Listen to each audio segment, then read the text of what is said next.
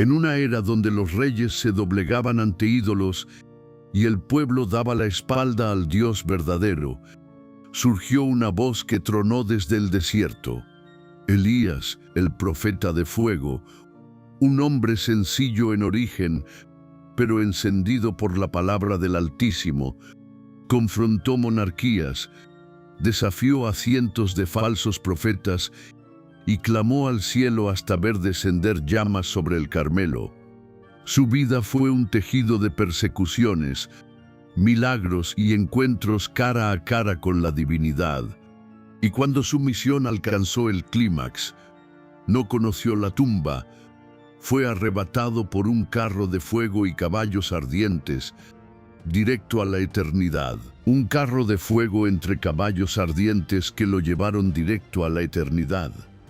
Antes de descubrir cómo este hombre humilde llegó a desafiar imperios, te invito a unirte a nuestra comunidad para que no te pierdas ninguno de estos relatos que transforman la fe. La nación de Israel se había sumido en tinieblas.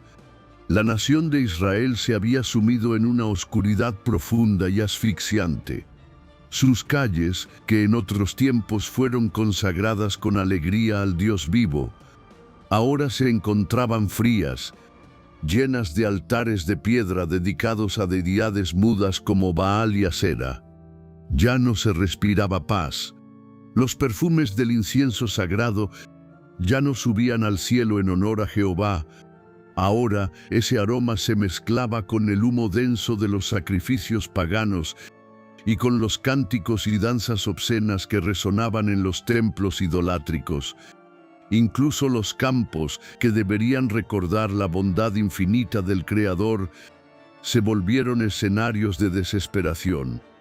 El pueblo, confundido y sediento, gritaba hacia el cielo de bronce: «Baal, escúchanos. Tú que eres el Señor de los elementos, envíanos lluvia». Eran súplicas vacías, dirigidas a un Dios falso que solo prometía una fertilidad que nunca llegaba. El pueblo escogido había pisoteado su pacto. Mientras tanto, la voz de los pocos profetas fieles era acallada con sangre bajo la mano cruel de Jezabel, quien con una voluntad de hierro imponía su religión extranjera sobre toda la tierra. Fue entonces cuando, de entre las sombras del olvido, apareció un hombre que parecía forjado en las montañas mismas. Era áspero como el viento del desierto y tan firme como las rocas milenarias de Galaad. Su rostro, endurecido por el sol abrasador, brillaba con la certeza inquebrantable de quien vive cada segundo delante del Altísimo. Sus pasos pesados resonaron en los lujosos corredores del palacio, y su mirada penetró como un relámpago entre los guardianes de Acab. Era Elías el Tisbita. Sin protocolos, sin un rastro de temor y sin pedir permiso a nadie, se plantó desafiante delante del trono, con una voz que tronaba mucho más que la tormenta que estaba a punto de callar. Declaró: «Vive Jehová, Dios de Israel, en cuya presencia estoy, que no habrá lluvia ni rocío en estos años, sino por mi palabra». Un silencio sepulcral cayó sobre la corte como un golpe de hierro. Los labios pintados de Jezabel se crisparon en un gesto de odio, y el rostro de Acab se endureció con una ira contenida. La sentencia no era una simple opinión, era un decreto inapelable del cielo. Tras aquel desafío, Dios guió a su siervo a esconderse junto al arroyo de Kerit, al oriente del Jordán. Allí, en medio de la soledad más absoluta, el profeta experimentó la fidelidad del Señor de una forma que desafiaba toda lógica humana. Cada amanecer y cada ocaso se escuchaba el batir de alas. Cuervos descendían sobre las piedras secas, trayendo en sus picos pan y carne fresca. Aquellas criaturas, consideradas impuras por la ley, se convirtieron por orden divina en mensajeras de provisión. Elías, sentado junto a las aguas, masticaba aquel pan con profunda reverencia. Entendía en su espíritu que el mismo Dios que tiene el poder de cerrar los cielos es el mismo que sostiene con amor a sus hijos cuando todo el mundo parece secarse a su alrededor. Día tras día, Elías bebía del arroyo, hasta que el cauce se fue reduciendo a un hilo de agua, recordándole que la sequía no era solo un símbolo, sino una realidad dolorosa que mordía la tierra entera. Cuando ya no hubo agua, la voz de Dios volvió a sonar con autoridad. Debía partir hacia Sarepta, en tierra extranjera, curiosamente en la misma Sidón de donde Jezabel había traído su idolatría. Allí, Dios no usaría a un rey ni a un hombre de gran poder, sino a una viuda pobre y olvidada para sustentar al profeta. Elías la encontró recogiendo unos pocos leños al borde de la aldea. Con voz firme pero cansada, le pidió: «Tráeme, te ruego, un poco de agua y un bocado de pan». Ella, con una mirada abatida por el hambre, respondió con amargura: «Vive Jehová tu Dios, que no tengo pan cocido, solo un puñado de harina en la tinaja y un poco de aceite en la vasija. He aquí, recogía estos 2 leños para preparar la última comida para mí y para mi hijo. Después de comerlo, solo nos queda esperar la muerte». Pero Elías, con la seguridad de quien porta la palabra del Rey de Reyes, le dijo con dulzura: «No tengas temor. Ve y haz como has dicho, pero hazme a mí primero una pequeña torta cocida. Después harás para ti y para tu hijo, porque así ha dicho Jehová: la harina de la tinaja no escaseará, ni el aceite de la vasija disminuirá hasta el día en que Dios haga llover sobre la faz de la tierra». El silencio de aquel instante se volvió eterno. La mujer, temblando en esa frontera invisible entre la duda y la fe, decidió obedecer. Y en ese momento el milagro comenzó a fluir. La tinaja nunca quedó vacía, la vasija nunca estuvo seca. Cada mañana, al meter la mano, encontraba la harina necesaria. Cada vez que inclinaba la vasija, el aceite dorado fluía constante. En un tiempo donde la sequía quebraba naciones enteras y los reyes pasaban hambre, en esa humilde casa de Sarepta se servía pan fresco y caliente todos los días, demostrando que para Dios nada es imposible. Pero la prueba de fe en Sarepta no había terminado con el pan diario. El hijo de la viuda enfermó gravemente, luchando por cada aliento hasta que, finalmente, su cuerpo quedó inerte. El llanto desgarrador de la madre llenó el aire, y su corazón herido miró al profeta con preguntas amargas. «¿Qué tengo yo contigo, varón de Dios? ¿Viniste a mí para recordar mis pecados y hacer morir a mi hijo?» Elías, sin decir palabra, tomó al niño de los brazos de la madre, lo llevó al aposento alto donde él moraba y lo tendió sobre su propia cama. Allí, en la intimidad del dolor, clamó con toda su alma: «Jehová, Dios mío, te ruego que hagas volver el alma de este niño». Se tendió sobre el cuerpo 3 veces, y con cada súplica el cielo parecía contener el aliento en un silencio absoluto. Finalmente, el milagro ocurrió. La vida volvió al cuerpo frío. Elías bajó las escaleras, entregó al niño a su madre y pronunció las palabras que ella jamás olvidaría: «Mira, tu hijo vive». En ese instante, la mujer confesó con lágrimas: «Ahora conozco que tú eres varón de Dios, y que la palabra de Jehová en tu boca es la verdad absoluta». 3 años de sequía implacable habían desnudado a Israel. Los campos eran solo polvo, los ríos eran grietas secas, y el ganado caía muerto bajo un sol que no perdonaba. El dios Baal, que según sus sacerdotes gobernaba las lluvias, había quedado en un silencio vergonzoso. Fue entonces cuando Dios habló de nuevo a Elías: «Muéstrate a Acab, porque pronto haré llover sobre la faz de la tierra». Al encontrarse, Acab lo acusó con rabia. ¿Eres tú el que turbas a Israel? Pero Elías, con la calma de quien tiene el respaldo del cielo, respondió: no soy yo quien turba a Israel, sino tú y la casa de tu padre, por abandonar los mandamientos de Jehová. Entonces lanzó el desafío histórico: convocar a todo el pueblo en el monte Carmelo, junto a los 850 profetas falsos. El escenario estaba listo para la confrontación definitiva entre la luz y las tinieblas.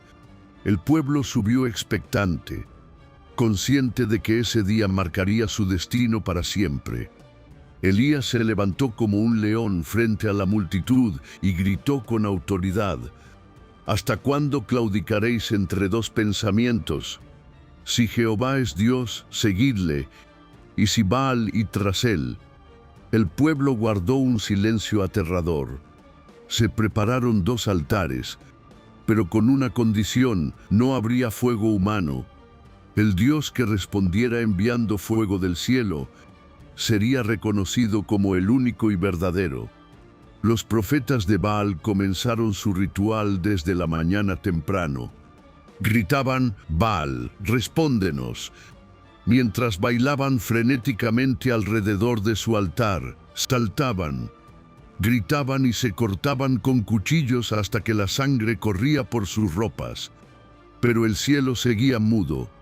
Al mediodía Elías, con una ironía que cortaba como espada, les gritó: gritad más fuerte, quizás vuestro Dios está meditando, o está ocupado, o tal vez duerme y necesita que lo despierten.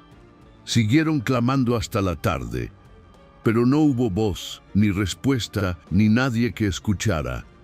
El altar de Baal quedó allí, frío, intacto y totalmente desenmascarado ante los ojos de toda la nación. Tras la victoria, la justicia fue ejecutada. Los profetas de la mentira fueron apresados y llevados al arroyo de Cisón, donde terminó su influencia sobre el pueblo. Pero Elías no se detuvo. Subió a la cumbre del Carmelo, se encorvó hacia la tierra y puso su rostro entre las rodillas para interceder por la lluvia. 7 veces envió a su criado a mirar hacia el mar.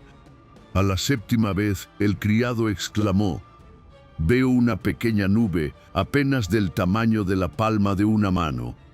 Ese pequeño signo fue suficiente. Elías anunció: prepara el carro, Acab, porque la lluvia se acerca. De pronto el cielo se tornó negro. Los vientos soplaron con fuerza, y una lluvia abundante y sanadora golpeó la tierra reseca por primera vez en años. El poder de Dios se manifestó en cada gota que caía. Pero la alegría fue breve.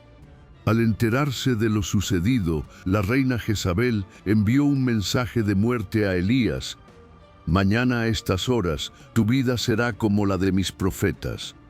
Aquel hombre que había bajado fuego del cielo, ahora, agotado y vulnerable, sintió que el miedo le oprimía el pecho.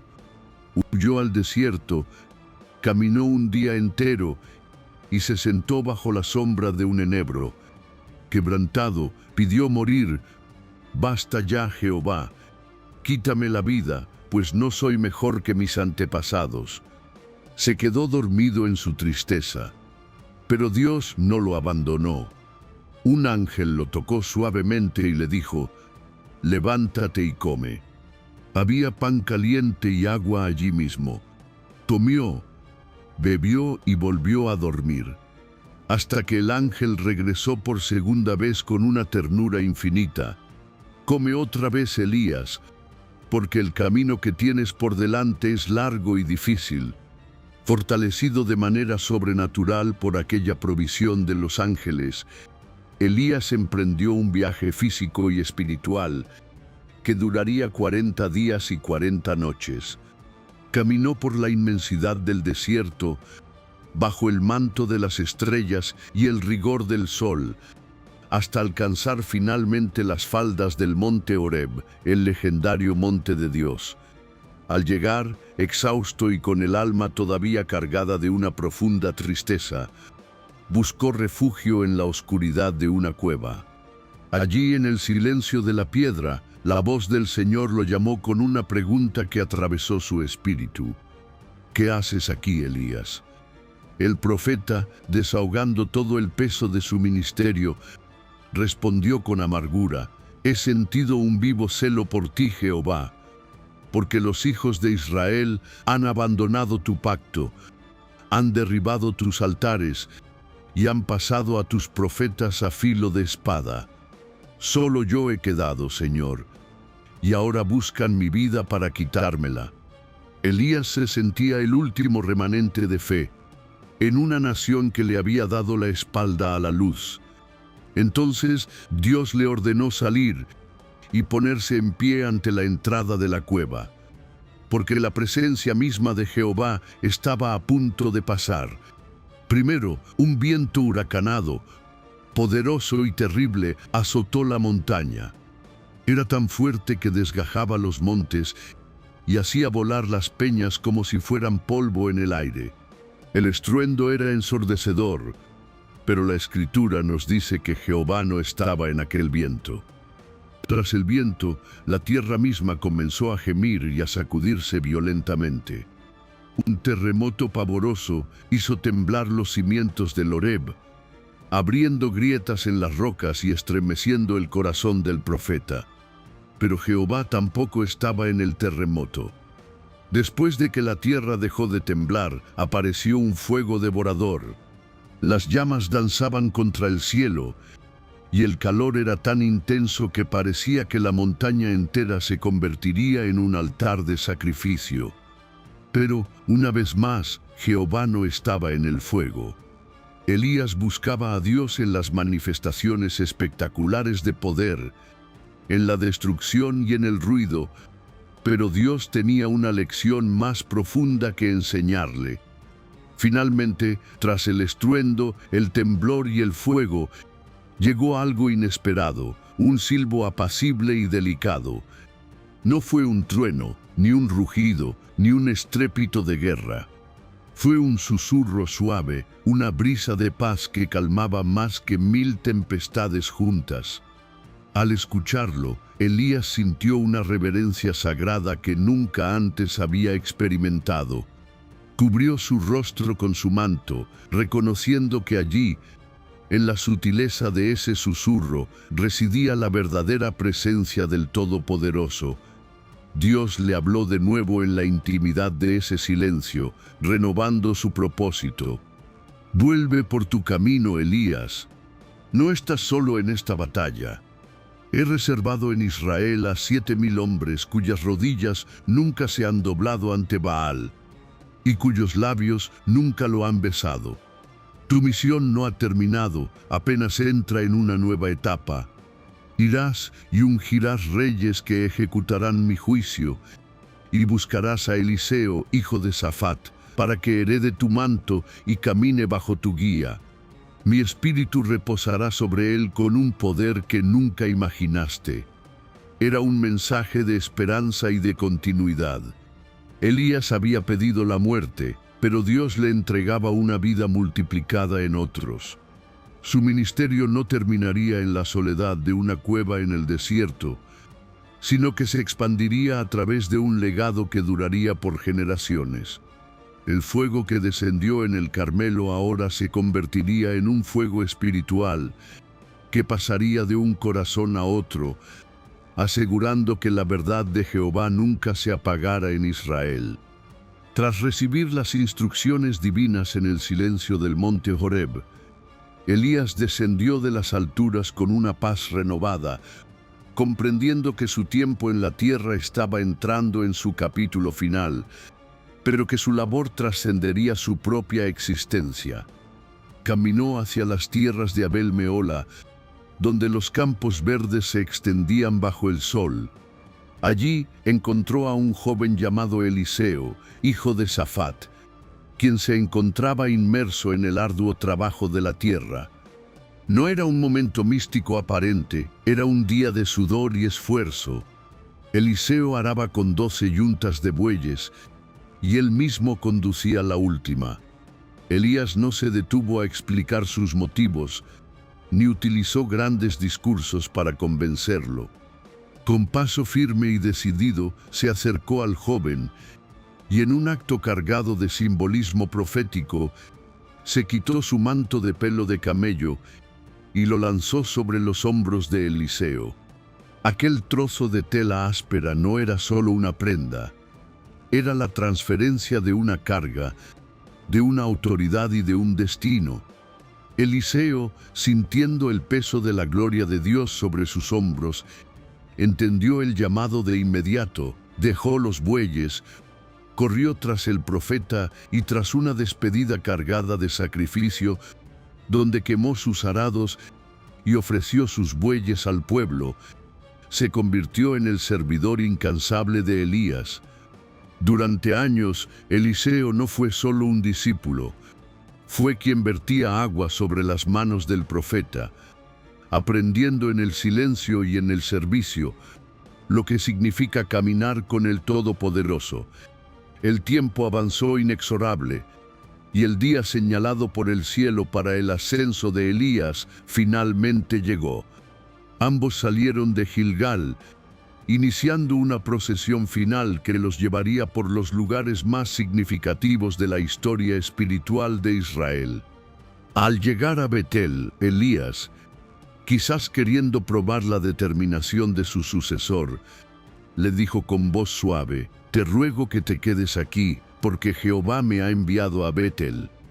Pero Eliseo, con una lealtad inquebrantable que brotaba de lo más profundo de su ser, respondió: «Vive Jehová, y vive tu alma, que no te dejaré». Esta escena se repitió en Jericó. Elías insistía en que Eliseo se detuviera, pero el joven se aferraba a su maestro con una fe desesperada, sabiendo que cada paso era un tesoro de sabiduría.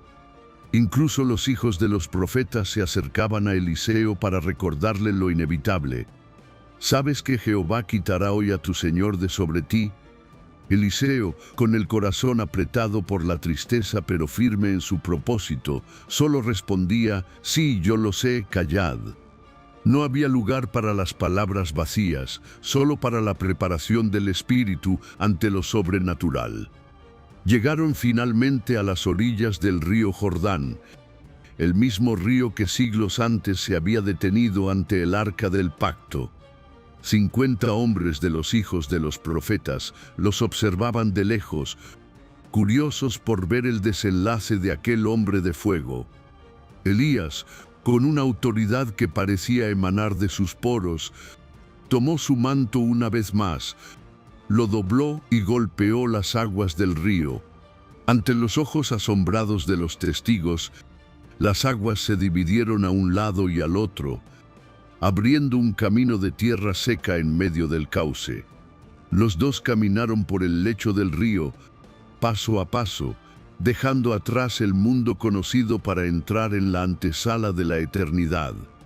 Al cruzar al otro lado, en la soledad del desierto, Elías se detuvo y miró a Eliseo con la ternura de un padre que está a punto de partir. «Pide lo que quieras que haga por ti, antes de que yo sea quitado de tu lado», dijo el profeta. Eliseo no pidió riquezas, ni fama, ni una vida tranquila. Su petición fue audaz y espiritual. «Te ruego que una doble porción de tu espíritu esté sobre mí». No era una petición de orgullo, sino la confesión de un hombre que sabía que para continuar la labor de Elías necesitaría una unción aún mayor. Elías respondió con solemnidad: «Cosa difícil has pedido. Si me vieres cuando fuere quitado de ti, te será hecho así, mas si no, no». Mientras continuaban caminando y hablando sobre los misterios de Dios, el cielo mismo pareció rasgarse. De repente, un estruendo celestial llenó el aire y un resplandor cegador inundó el horizonte. Un carro de fuego, tirado por caballos de fuego, apareció entre ellos con una velocidad aterradora, separándolos violentamente. Elías no conoció la muerte. Fue envuelto en un torbellino de gloria y fuego, ascendiendo hacia las alturas, mientras el mundo terrenal se hacía pequeño bajo sus pies. Eliseo, viendo cómo su maestro se desvanecía en la luz infinita, clamó con un grito que desgarró el silencio del desierto: Padre mío, carro de Israel y su gente de a caballo. La figura de Elías desapareció, pero desde lo alto de aquel torbellino algo descendió lentamente, flotando en el aire hasta caer a los pies del joven. Era el manto de Elías. Eliseo recogió la prenda con manos temblorosas. El peso del manto era ahora su peso. Regresó a la orilla del Jordán, se paró frente a las aguas que se habían cerrado y, recordando la fe de su maestro, golpeó el río gritando: ¿Dónde está Jehová, el Dios de Elías? Al instante, las aguas volvieron a dividirse, confirmando que el Dios de las llamas seguía presente. Los hijos de los profetas, al ver la señal, exclamaron con reverencia: el espíritu de Elías reposa sobre Eliseo. Así concluye la travesía terrestre del profeta de fuego, un hombre que no fue perfecto, pero que fue totalmente rendido a la voluntad del Altísimo. Su historia es un recordatorio de que, aunque los mensajeros cambien y los hombres partan, la palabra de Dios permanece para siempre. El fuego que descendió en el Carmelo no se apagó en el torbellino, se multiplicó en un discípulo fiel y sigue ardiendo hoy en cada corazón que se atreve a decir: heme aquí. Si este viaje por la vida de Elías ha tocado tu espíritu, te invitamos a reflexionar sobre cuál es el manto que Dios ha puesto sobre tus hombros. No olvides suscribirte y activar la campana para continuar explorando estas historias de fe. Deja tu comentario con la palabra amén si crees que Dios sigue haciendo milagros hoy. Y comparte este video para que la luz del Carmelo ilumine a muchos más. Ya tienes disponible en nuestro canal el siguiente capítulo: La vida y los milagros de Eliseo. Nos vemos en el próximo relato.